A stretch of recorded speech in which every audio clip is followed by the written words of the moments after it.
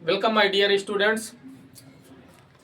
हम जिस टॉपिक पे बात करने जा रहे हैं वो टॉपिक है एमिनो अम्ल।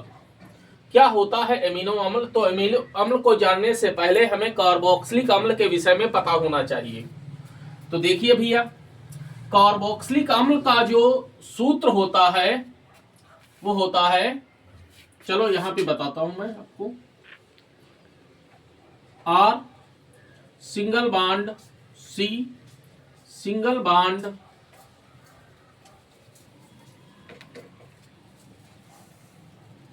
ये हमने लिख दिया कार्बोक्सिलिक अम्ल का सूत्र।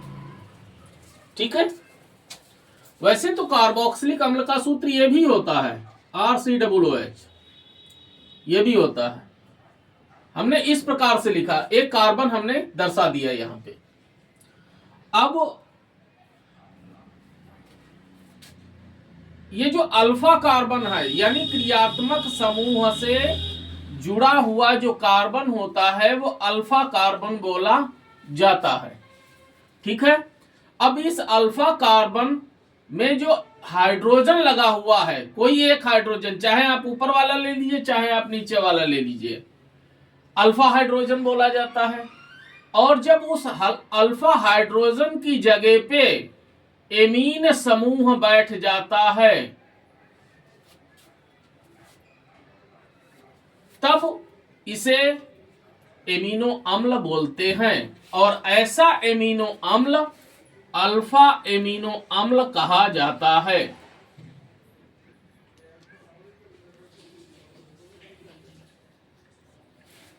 क्या बोला जाता है? अल्फा एमिनो अम्ल। बात समझ में आई? अब एमिनो अम्ल के दो रूप होते हैं, एक होता है डी रूप, एक होता है एल रूप। तो डी रूप क्या होता है, एल रूप क्या होता है, आइए समझते हैं। तो सबसे पहले हम बात करते हैं डी रूप की। डी रूप यानी एमिनो अम्ल का या अल्फा एमिनो अम्ल का डी रूप। तो डी रूप में क्या होता है, ध्यान देना डी रूप की संरचना, COOH सिंगल बॉन्ड C और सिंगल बॉन्ड NH2 और सिंगल बॉन्ड H और सिंगल बॉन्ड R, एल्किल समूह। डी रूप का मतलब होता है डेक्स्ट्रो रोटेटरी फॉर्म। क्या हमने बताया? Dextrorotatory form.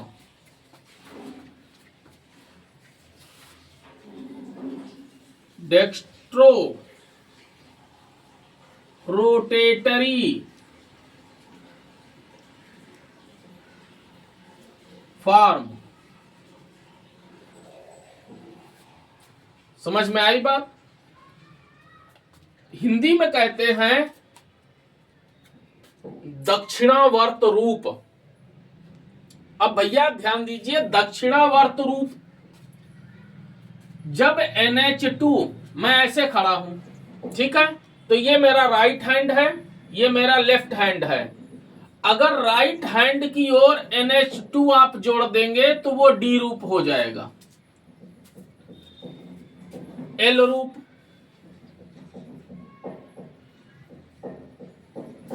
ये था डी रूप। एल रूप में क्या है, ये जो NH2 है ये आप लेफ्ट हैंड साइड पर जोड़ दीजिए।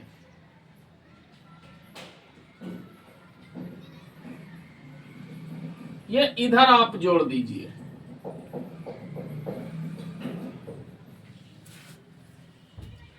ये अल्फा एमिनो अम्ल का एल रूप हो जाएगा। हिंदी में कहते हैं लीवो रोटेटरी फॉर्म। बात भैया समझ गए? हिंदी में कहते हैं वामावर्त रूप। तो ये है एल रूप। अब इनके अगर हम नामों की बात करें तो ये क्या है, ये है डी अल्फा एमिनो अम्ल,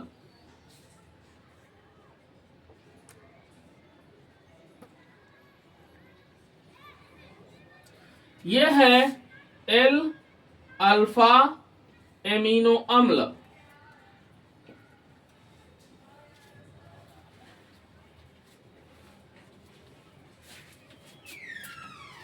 बात भैया समझ गए? ये 2 नंबर में पूछ दिया जाता है, आप इसको तैयार रखिए। अब हम बात करने जा रहे हैं पेप्टाइड और पेप्टाइड बंध के विषय में। तो देखिए भैया,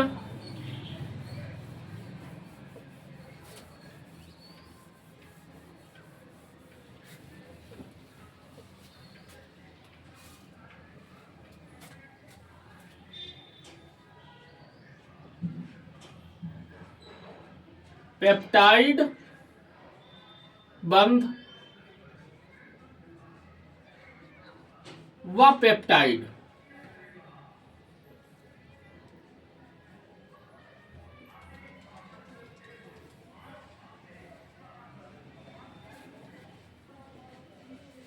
peptide bond and peptide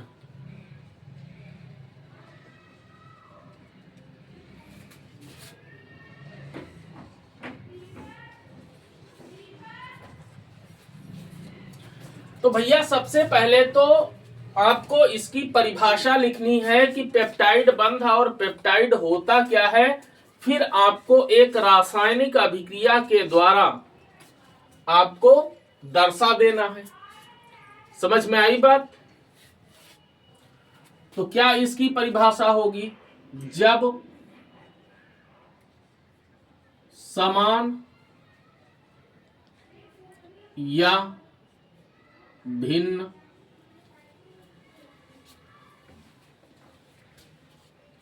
alpha amino अम्ल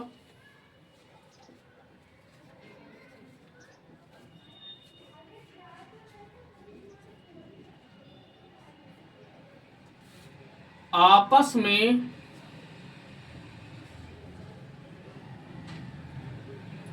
संघनित होते हैं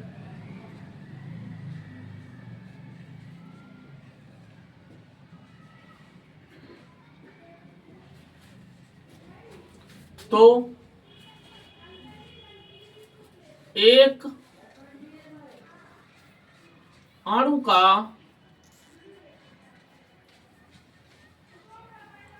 कार्बोक्सिलिक अम्ल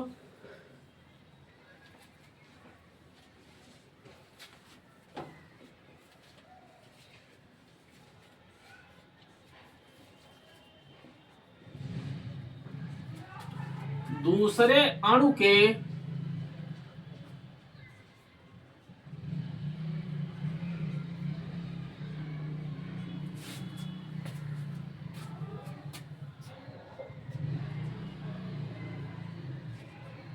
एमीन समूह से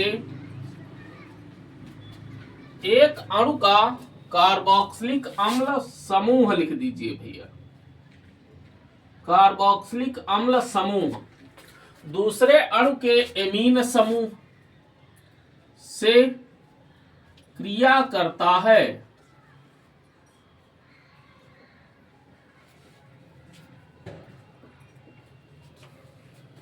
जिससे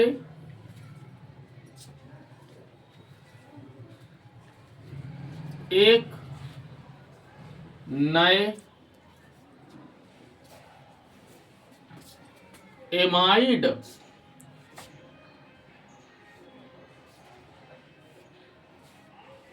बंध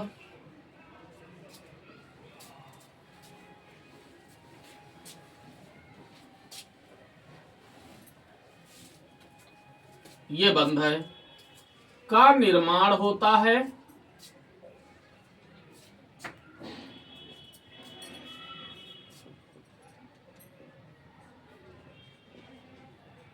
जिसे पेप्टाइड बंध कहते हैं।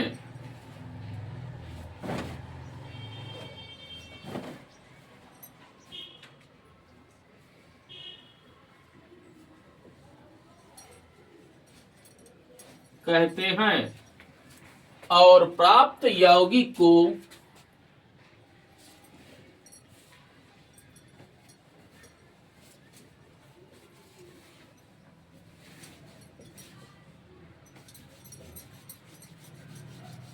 यौगिक अर्थात उत्पाद को पेप्टाइड कहा जाता है।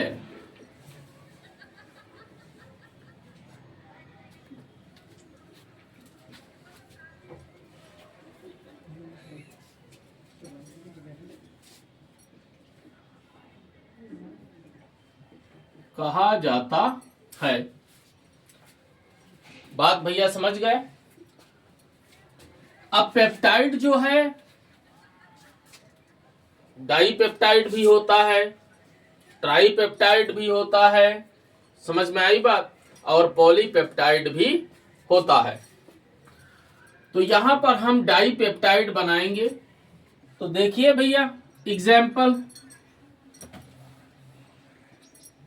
आइए इसे एग्जाम्पल के माध्यम से समझ लेते हैं। NH2 single bond C, single bond H, single bond R, single bond COOH plus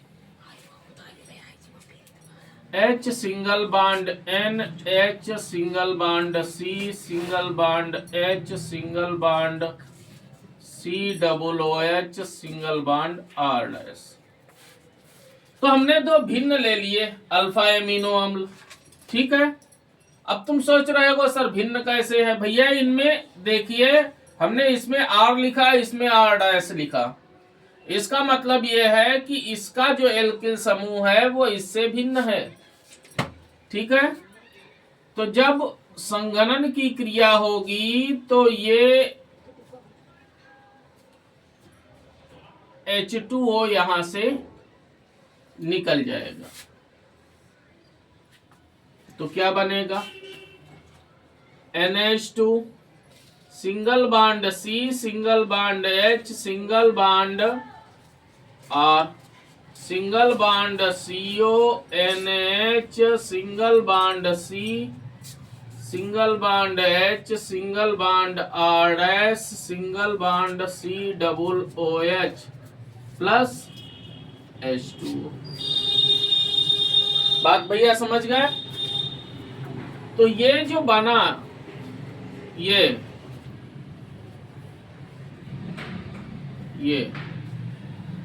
यही है पेप्टाइड बॉन्ड।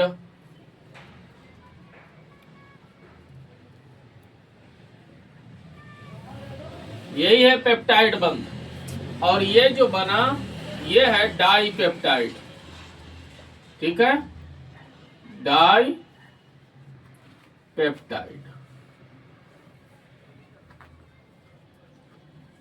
डाइपेप्टाइड ये क्या है, ये है अल्फा एमिनो अम्ल। दो भिन्न अल्फा एमिनो अम्ल। बात भैया समझ गए। खूब अच्छे से तैयार कर लो, बहुत पूछा गया है ये बोर्ड परीक्षा में, समझ में आई बात। चाहे आपका यूपी बोर्ड हो, चाहे बिहार बोर्ड हो, चाहे राजस्थान बोर्ड हो, चाहे मध्य प्रदेश बोर्ड हो, हर बोर्ड में ये कई बार पूछा जा चुका है। आप इसको तैयार कर लीजिए अच्छे से। समझ में आई बात भैया, धन्यवाद।